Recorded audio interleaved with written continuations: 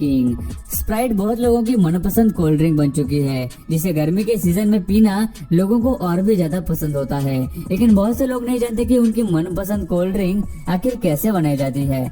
इन्हें बनाने के लिए कुछ खास तरह के इंग्रेडिएंट्स की जरूरत होती है, जिनकी मदद से इसे एक अलग ही टेस्ट दिया जाता है। स्प्राइट बनाने के लिए पानी को कार्बोनेट किया जाता है, फिर उसमें शुगर, एसिडिटी रेगुलेटर, प्रिजर्वेटिव्स और खास फ्लेवर्स को ऐड किया जाता है। फिर टाइम आता है स्प्राइट को बोतल में भरने का। अभी हम आपको दिखाएंगे कि किस तरह स्प्राइट की बोतल्स को बनाया जाता है और उनमें कोल्ड ड्रिंक को डाला जाता है। सबसे पहले इस तरह की प्लास्टिक ट्यूब्स बनाई जाती है, फिर इन ट्यूब्स को एक मशीन में डालते हैं, जहां मशीन उन्हें हाइड्रोलिक प्रेशर देकर मोल्डिंग से बॉटल्स का आकार दे देती है।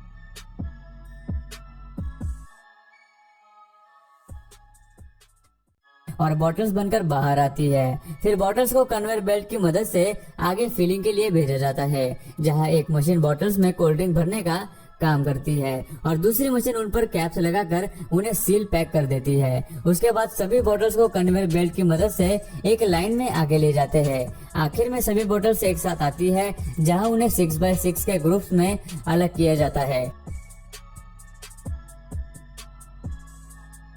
और उन पर एक प्लास्टिक की लेयर डाली जाती है। फिर उन्हें एक हीटर से गुजारते हैं, जिससे प्लास्टिक पूरी तरह से बॉटल्स पर चिपक जाता है और आखिर में उन्हें एक मशीन प्लास्टिक से रैप कर देती है और स्प्राइट मार्केट में आने के लिए पूरी तरह से तैयार हो जाते हैं।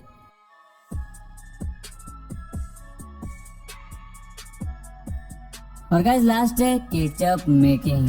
केचप तो आप लोगों ने बहुत खाया होगा, जिसे हम ज्यादातर पिज्जा, बर्गर या फिर फ्राइज पर डालकर खाना पसंद करते हैं। लेकिन कुछ ही लोगों ने सोचा होगा कि आखिर फैक्ट्रीज में केचप को किस तरह से बनाया जाता होगा। केचप पूरे नेचुरल तरीके से बनाया जाता है, जिसमें किसी भी प्रकार के केमिकल्स को डाला नहीं जाता। इसे बनाने के लिए टोमेटो पेस्ट, एगो nectar, sweet onion powder, spices, salt और व्हाइट विनेगर, इन सारे इंग्रेडिएंट्स की जरूरत पड़ती है। शुरुआत में टोमेटो पेस्ट को एक मिक्सिंग मशीन में डालते हैं, जहां मशीन उसे मिक्स करके और बारीक करती है। उसके बाद उसमें ऑनियन पाउडर और सॉल्ट मिलाते हैं। कुछ देर बाद एगो नेक्टर को भी मिलाया जाता है और सबसे आखिर में है व्हाइट विनेगर। ये सब डालने के बाद मशीन इन्हें फिर से मिक्स करती है और कुछ ही देर में केचप तैयार हो जाता है। उसके बाद उसे फिलिंग के लिए दूसरी मशीन में भरते हैं, जहां मशीन एक बार में 8 बॉटल्स को भरने का काम करती है। अगली मशीन उन पर बॉटल्स कैप्स लगाती है, उसके बाद उन पर प्लास्टिक लगाया जाता है और आखिर में